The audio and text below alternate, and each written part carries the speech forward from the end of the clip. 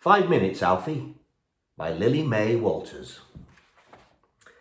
5 minutes, Alfie, Mum calls from the door, but Alfie snuggles down to dream some more. He dreams he's a king on a throne made of gold, with knights dressed in armour, all big, brave and bold. With a sword in his hand, the Queen by his side, Alfie gets on his horse to go off for a ride. But a dragon lies sleeping across the castle gate, and no matter what they do, he just will not wake. As big as a bus, with green, scaly wings. But nothing was working. They tried everything. The cooks had come first, with their pots and their pans. They'd shouted and cheered, they crashed and they banged. The castle band tried with their big bass drum, their trumpets and horns, but they still hadn't won.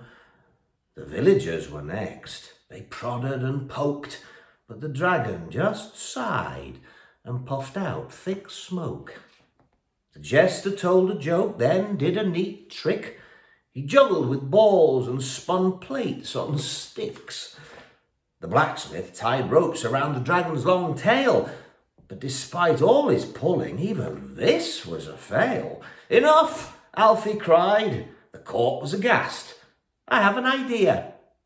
Shall we just ask?" The Queen looked at Alfie and said with a smile, "What a brilliant idea! But it may take a while."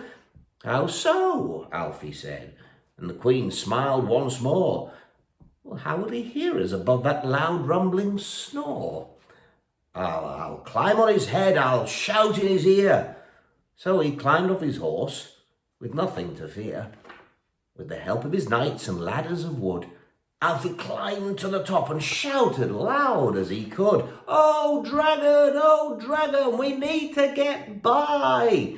Won't you please wake up and fly high in the sky?" The dragon just stirred and lifted his head. He looked at the crowd. "Oh, hello," he said. "Well, what's all this noise?" Then the Queen screamed with fear, for there was poor Alfie dangling from the dragon's ear. "Protect your king, for he is in trouble."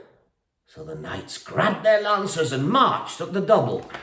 The dragon got scared and stood up with a roar, and that's when they noticed that his foot was so sore. The Queen cried, "Halt!" and the knights did just that. So the dragon relaxed and laid his head flat. Alfie climbed down his neck and went straight to the Queen. He shouted for water, bandages and cream. They bathed the sore foot, bandaged it tight. The dragon flapped his wings, ready for flight. "Thank you," he stated with a bow of his head. "You're welcome," said Alfie. "Now go off to your bed." As the dragon flew off, his wings spread out wide, Alfie turned to the Queen. "Let's go for that ride." "Time to get up. The day has begun." Alfie opened his eyes, smiled up at his mum. He stretched and he yawned, placed both feet on the floor. He ran down the stairs to adventures some more.